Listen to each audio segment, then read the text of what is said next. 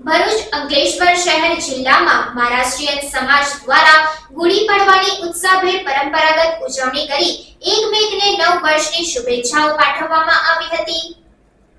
દેશના દરેક ક્ષેત્ર પ્રદેશના પરંપરાગત પર્વો અને તેનું આધ્યાત્મિક મહત્વ હોય છે।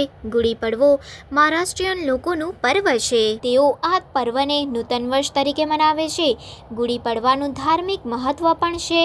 કહેવાય છે કે આ દિવસે સૃષ્ટિનો જન્મ થયો હતો, તેથી બ્રહ્માજીનું પૂજન અર્ચન કરીને મહારાષ્ટ્રીયન લોકો તેમની આગવી પરંપરાગત શૈલીમાં આ તહેવાર મનાવે છે।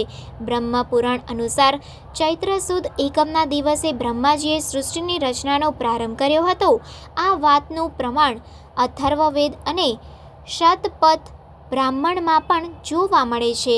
લોકમાન્યતા એવી પણ છે કે આજના દિવસે યુધિષ્ઠિરનો રાજ્યાભિષેક થયો હતો અને માલવાના નરેશ વિક્રમાદિત્યે શકોને પરાજિત કરીને વિજય મેળવ્યો હતો। તેથી મરાઠી લોકો ગુડીને એટલે કે લાકડીને એક વિજય ધ્વજના રૂપે શણગારીને ઘરની બહાર રાખે છે।